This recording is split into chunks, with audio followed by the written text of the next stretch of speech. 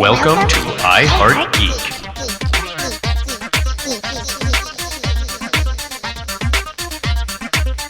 And welcome to another supplemental episode of iHeartGeek. Hey! It's another Doctor Who, guys. Yes. Yeah, so we have a fantastic panel today. Well, before I get into that, we're doing Doctor Who, the Matt Smith years, which was three seasons, and they were three fantastic seasons with like 6 different companions and all sorts of stuff. We'll get into all that. And a partridge in a pear tree. So let's go into our panel real quick. First off, to my left, we have my good buddy, Mr. Hopelessly Optimistic, Mr. Kaj. How you doing, bud? This feels really weird. I'm in Winchester's spot, and I feel like my voice is just going to keep getting lower until it turns into Winchester. And if you start talking about Ryan Reynolds' abs, then I will worry. Well, that would be normal, well, right? Ryan Reynolds' abs are you can wash your face with them. That's all I'm saying.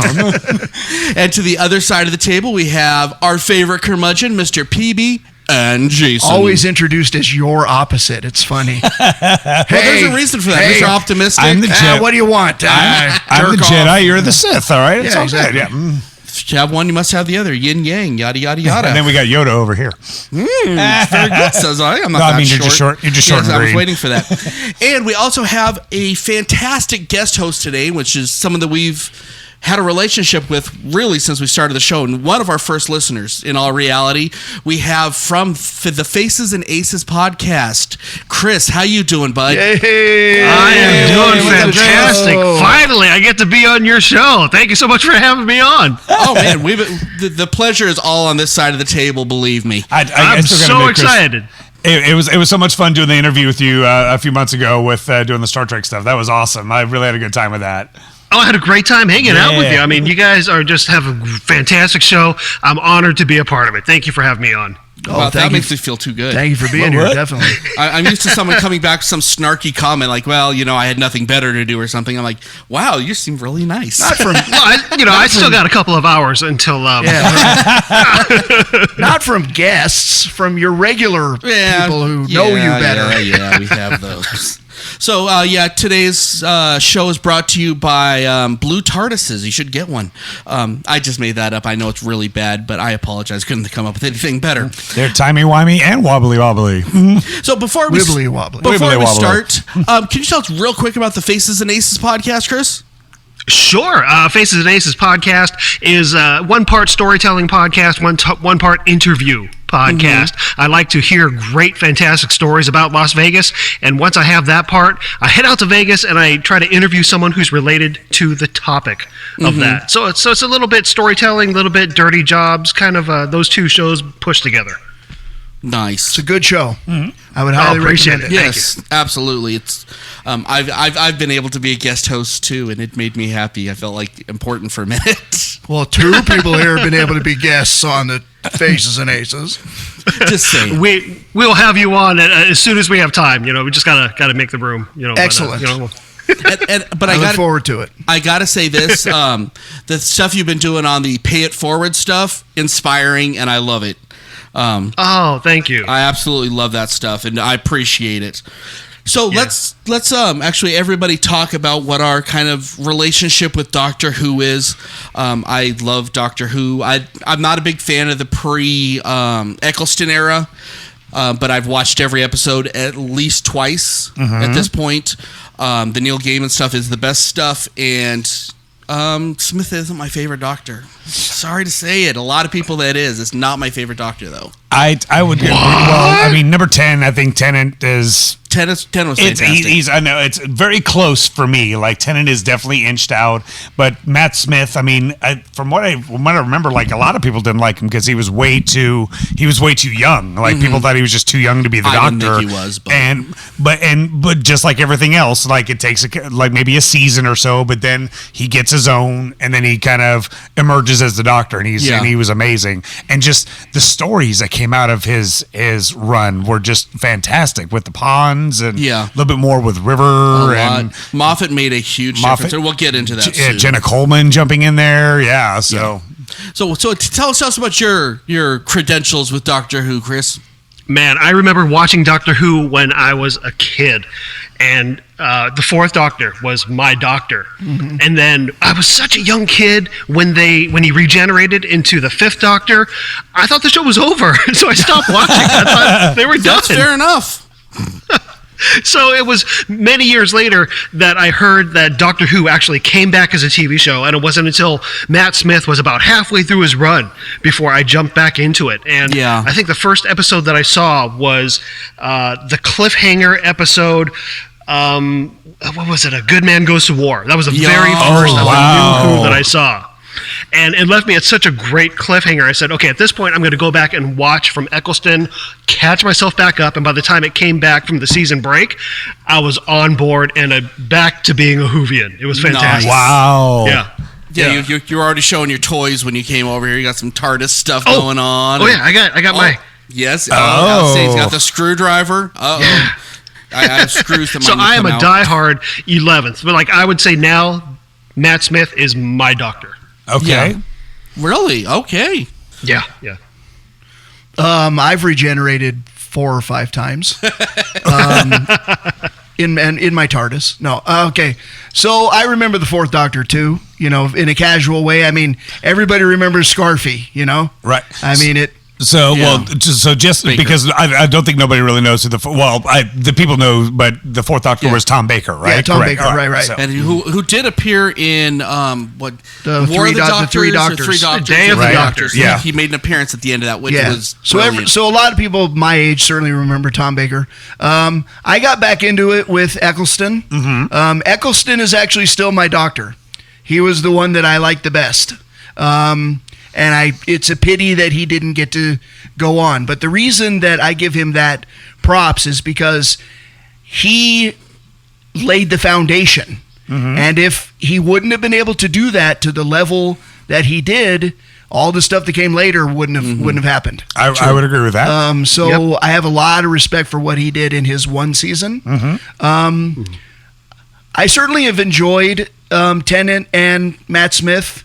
There's an observation as the show goes on that I'm going to make about those two specifically. Mm-hmm. I have not seen any of the Capaldi stuff yet. I'm working toward that. Okay. So I'm looking forward to that. And honestly, the Jodie Whittaker stuff is exciting. Oh, yeah. I'd be interested in seeing what she brings to the table. And let me put this out because we always say this: give it at least a season before you gripe about it. Absolutely. You're gonna hate her at first. I promise you. You will hate her for the first 2 episodes. Relax, let it go, get used to it, and then make a decision. Because everybody hated Matt Smith at first. Everybody hated Tennant at first. It happens. Everybody hated Capaldi all the way through. It happens. I think with Capaldi, we'll jump to that. No, once he got to the castle. And maybe awesome. A couple of episodes before that, I'm like, okay, he won my heart doctor, now. He's the doctor now. Yeah. Yeah, but I think it took them a little bit to figure out what to do with his role because he started off as a very dark doctor. And, a dark doctor mixed with those eyebrows creates a very disturbing image. Right. Yeah, he Chewbacca eyebrows on right. Yeah. It always fascinates me, though, how much people get pissed off about regeneration. I mean, it's coming. Every doctor has a shelf life, and yet every time it happens, people lose their minds. But it's like the trolls. It's just something. It's almost like Christmas for them. It's like they know that it's going to happen, and then they can just gripe about it until, like you said, a season, and then they're like, oh, all right, fine, he's all right, it's good, or she now. So just get used to it, and it's going to be good. Yeah, just relax, people. It'll be good. Let's talk about this. I think the companions are really one of the most important parts of Doctor Who. Yeah, I know that was great. Yeah. Never mind. Yeah, but they are really one of the most important parts of Doctor Who. Period. We had Rose and we had Donna and we had 7 Million with Tennant. Let's talk about the ones we have for Matt Smith. Which was one of them was the Amy and Rory tandem, right? The Ponds. Some people would call that separate because they do have some separation. I don't like Amy without Rory, to be honest. The other one we have Clara who Clara, the clever girl. Yeah, the impossible girl. Yes, we have some of us will have differing opinions on her. I guarantee it. We'll talk to her. We'll talk more about her and Capaldi as well too. And then we also have a 2-episode companion who was just brilliant, which was James Corden doing Craig. Right. I love Craig. Craig is so cool. So let's talk about not only who our favorite companions is, but what did they bring to the show. I think without the Amy, Rory thing, Matt Smith would have never become the Doctor that he was.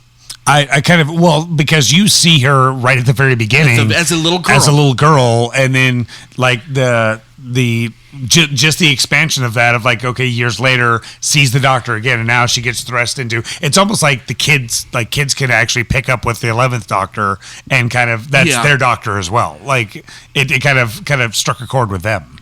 It's fascinating because the relationship that they have, it's literally a fairy tale relationship, and they actually call it a fairy tale relationship several times throughout the season.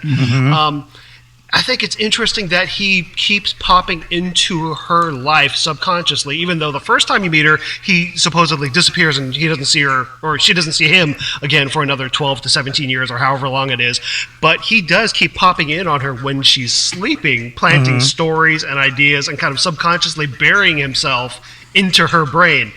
So I found that's a fascinating relationship. That's why I think they might be my favorite companion of the Matt Smith era, Amy and Roy. Yeah.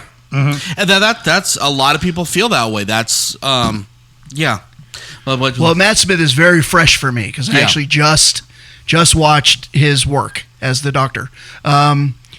It's like come and join me and almost die or actually die every continuously. Episode. You know, that's the funny thing about it. I mean, Rose Tyler was always in danger, Martha was in danger, Donna was in danger, but Rory and Amy they're gonna actually legitimately almost die or actually die. To the brink, pretty much every episode, and that was kind of cracking me up because I was almost like, how are they going to die this time? It's true. But to be honest, I love both of those characters. I love the dynamic. I love the fact that they're really flawed, normal people. They're not so smart and they're not so good at everything, and they're not.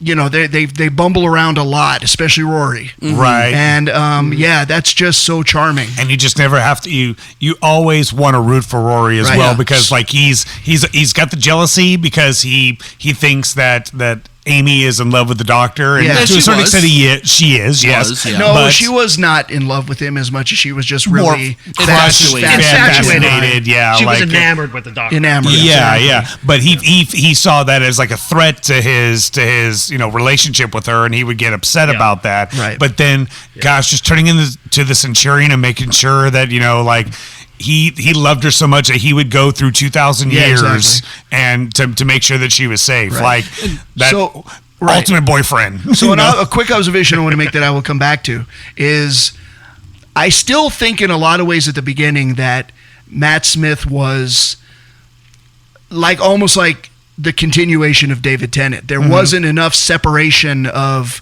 the manicness and the personalities, and I can agree. They're both the cute guys and all that. So that was actually a little bit annoying, but there were two factors that made Matt Smith, in my opinion, come into his own. And one was Amy and Rory. I think that having to be kind of like in that dynamic with them where they were, dying or almost dying all the time, matured him. And then the other thing was when David Tennant was actually on the screen with him in the Three Doctors episode. Right. Because then you really did see that there was a real difference between the two. So I think his arc was actually probably so far the best. Matt Smith's arc. And I think so too. Yeah. That just went to like wonderful writing and just the story, because they had like three kind of story arcs that they were kind of like interweaving with each other into the fight, like with the crack, and that was weird. With the crack, and then the astronaut, the mysterious astronaut that came by. And let me ask Chris if he'd agree with this. when Eccleston was the Doctor, it was very much this adventure to this adventure to this adventure. Very little tie-in, maybe a tiny bit. Wrong. No, there was. They had a little bit of tie-in. They carried the Bad Wolf storyline throughout the whole season. Bad Wolf, but Bad Wolf made more of an appearance in Tenet. True.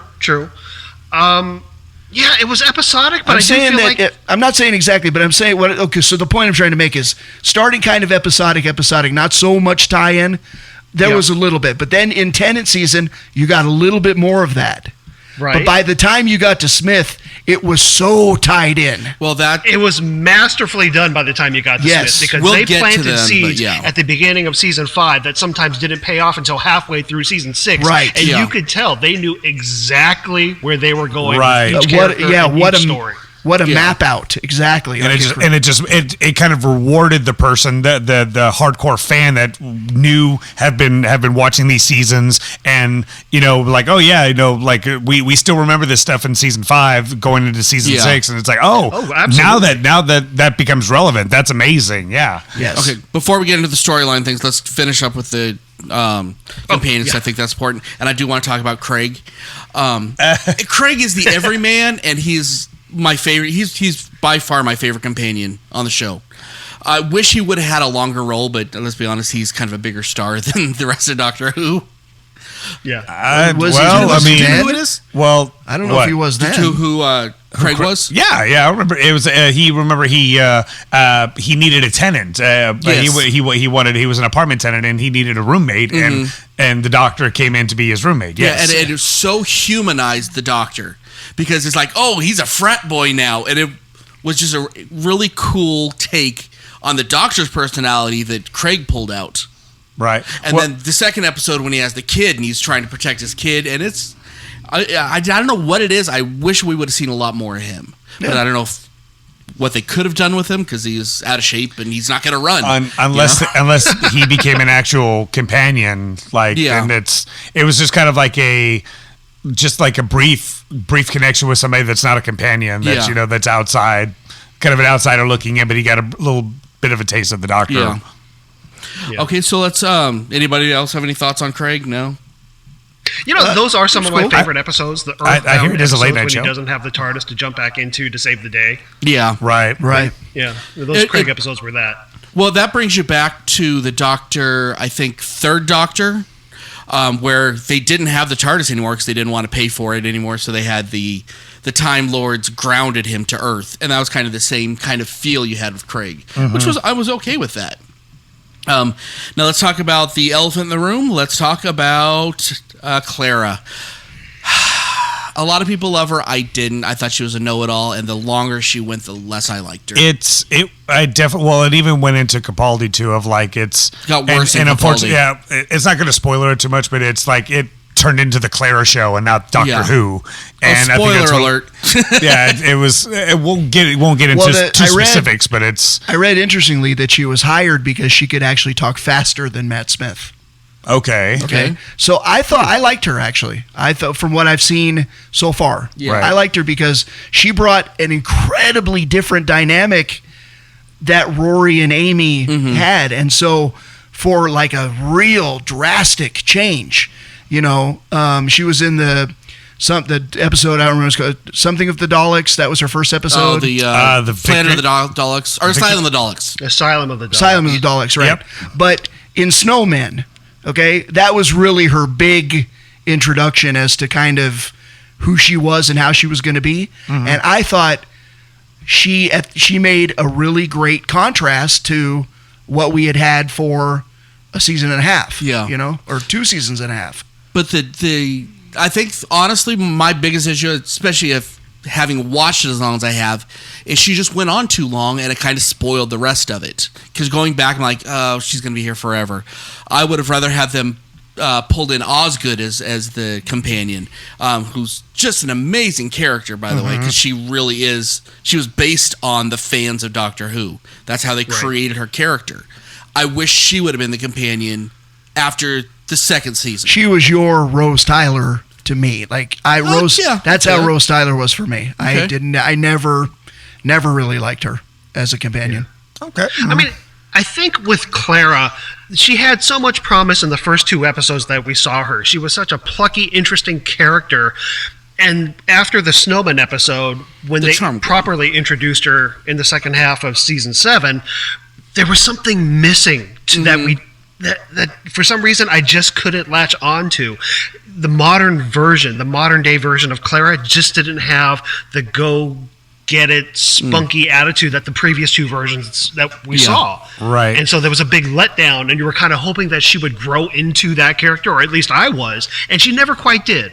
Yeah. Yeah. I felt that same thing actually about, even though the character did redeem herself, I felt that a little bit about Donna Noble, because I loved her introduction.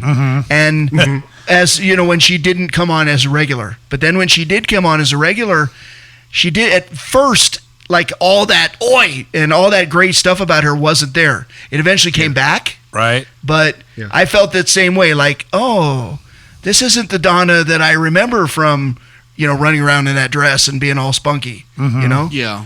So I could see that. Do you think the spunky just turned into arrogance, and that's what kind of like it? There's kind of a thing like, well, the doctor is supposed to know.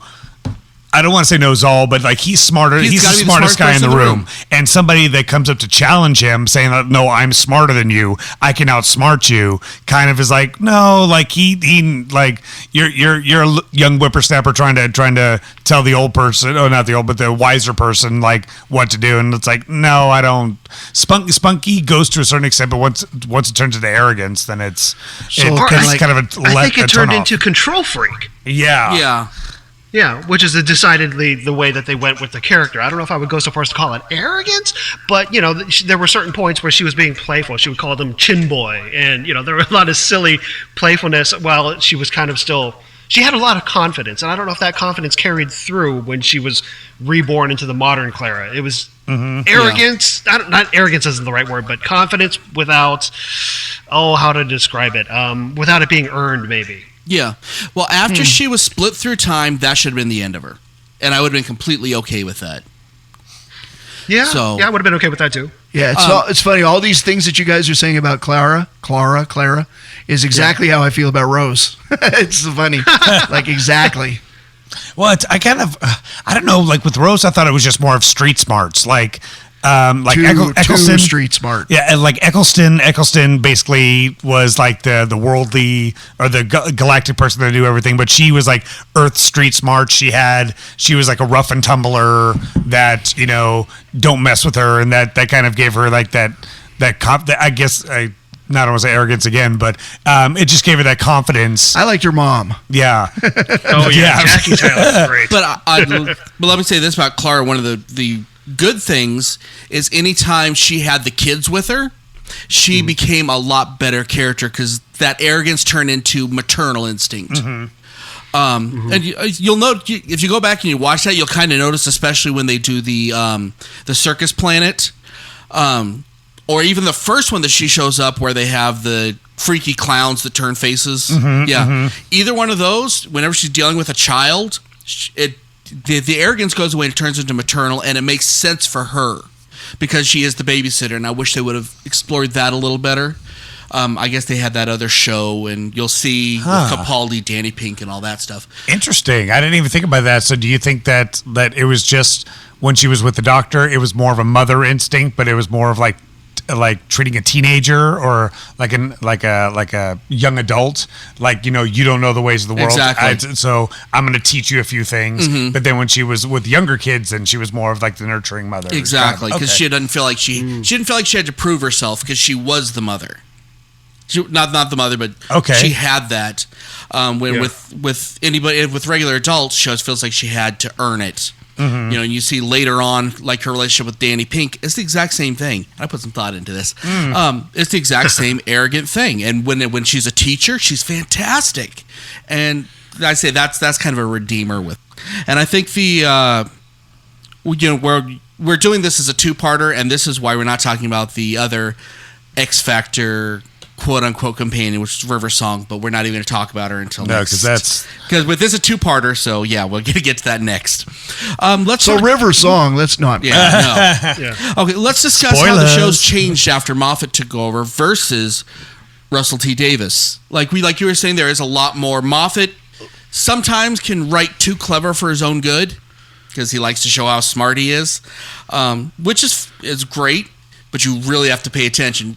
With Davies, you didn't have to pay attention. You could really just kind of, I get it. Moffat totally is like, that's my thing. I love overarching themes that have little side things going on that all tie up and all pay off.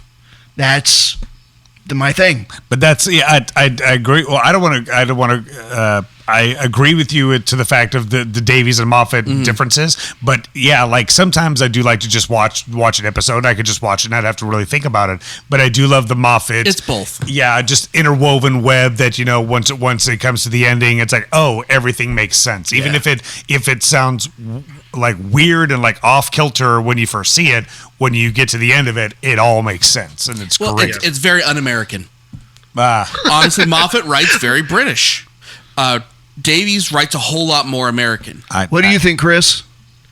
Moffat is a guy who likes to plant seeds and pay off those seeds later. For example, in season 5, he drops at the very end of the season. He drops the train, the Orient Express. Oh yeah. It's a throwaway line, but who knew? Somewhere down in season 8 or 9, they pay that one off. Same thing with in the middle of season 5, he drops, this is the final resting place of the headless monks.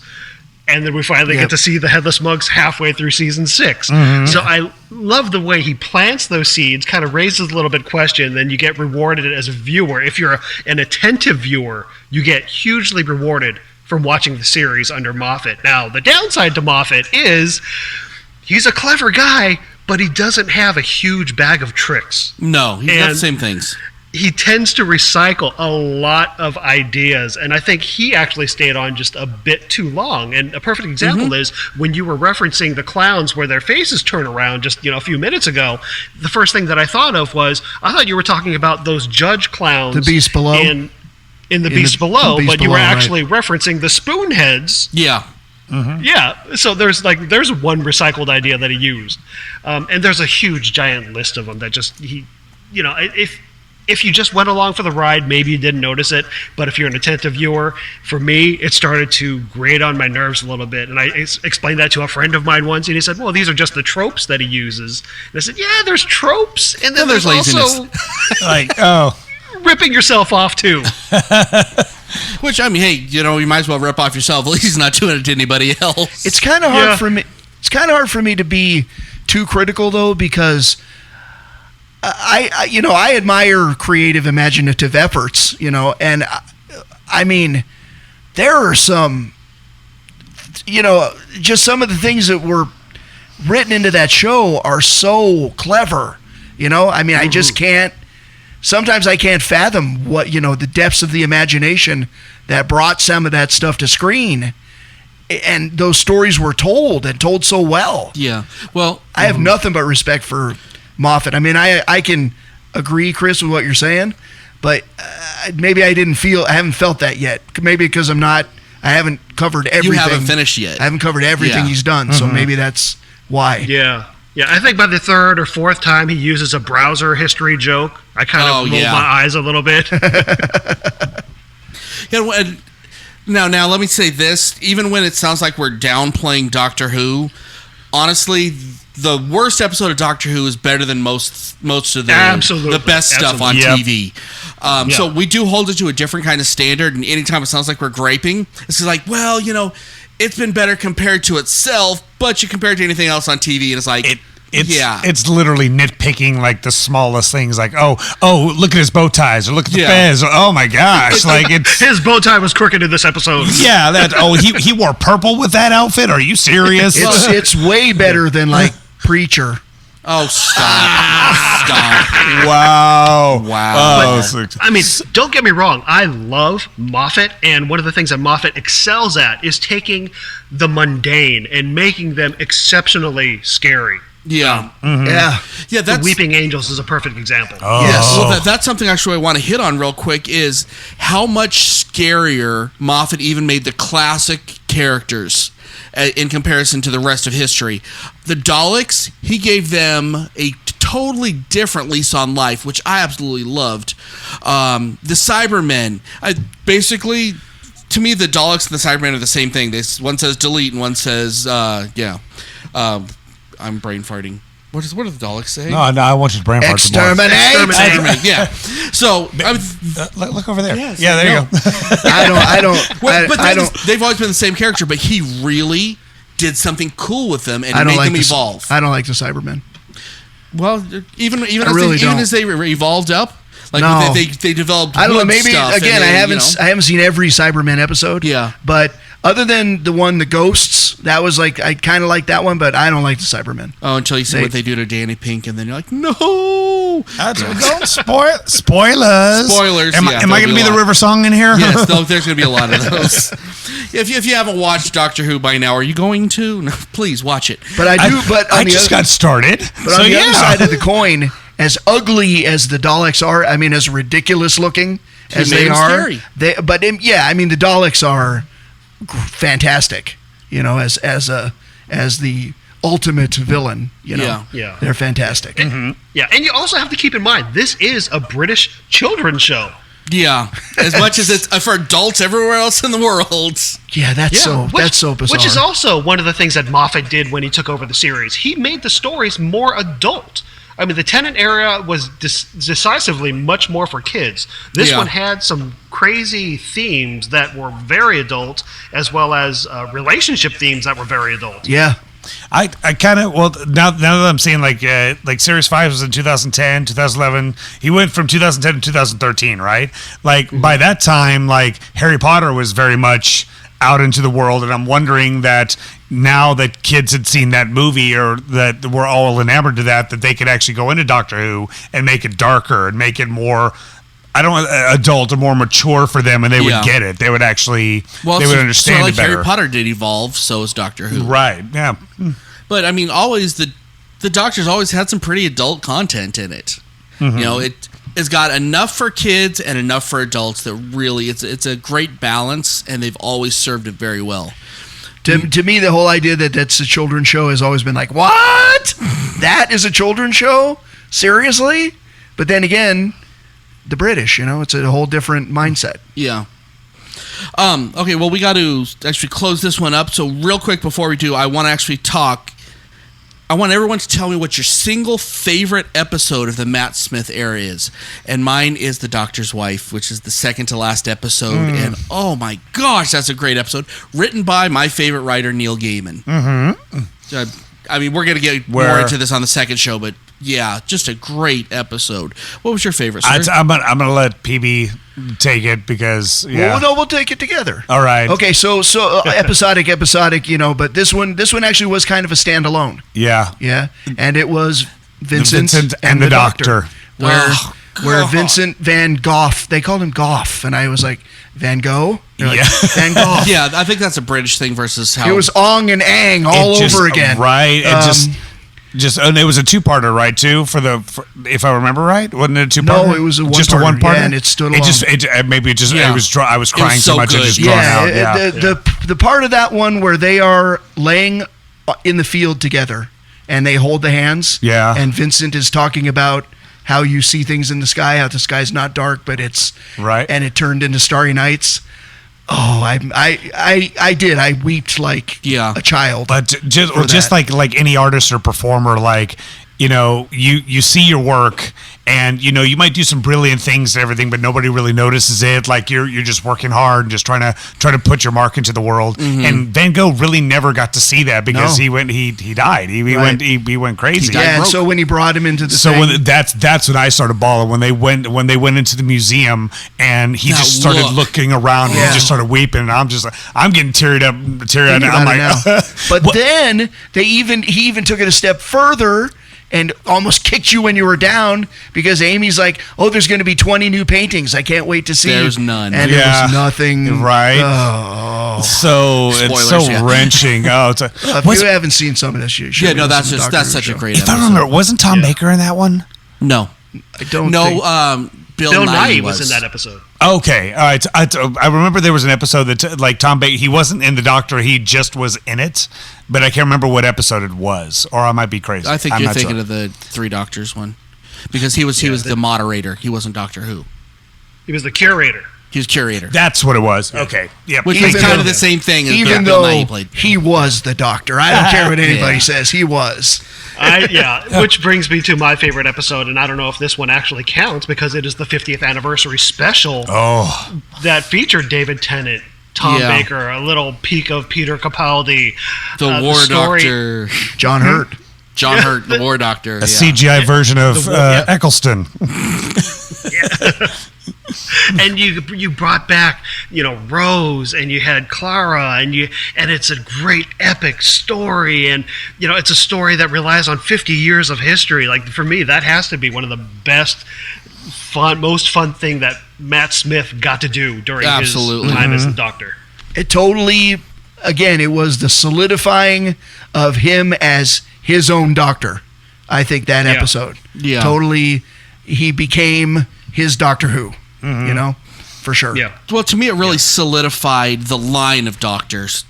I get the Doctor thing. I get the regeneration, but it also makes you get, okay, well, these are all different, but they're all the same. And it's just the way, it was almost like a light going through a prism. How it shoots out several colors. That's what it felt like to me, and especially at that last scene, it was just like, oh, so he has to regenerate, otherwise everybody dies. Because if this mathematical problem doesn't get fixed, everybody's screwed. Because everybody, all these times have to come together, and it's just like that, like you were talking about, an overreaching arc that it went through the whole thing, and it was absolutely stunning. Yeah. Yeah. So, totally. Wow, I'm like all emotional now. Mm-hmm. Wait till next week. We're going to be... Wait. What? Chris, can you come back next week for part 2? Please? I think I can make the time. If we're talking Excellent. Doctor Who, absolutely, I thought we I'll be back. Okay. Okay, so, check out the website, www.iheartgeekshow.com. Check out the Twitter at iHeartGeekShow. Check out the Facebook. Talk to us. We talk back. Take the polls, yada, yada. Chris, how do they get a hold of you, sir? They can find me on Twitter at FacesAndAcesLV. Nice. Okay, so until next time, I'm Dub.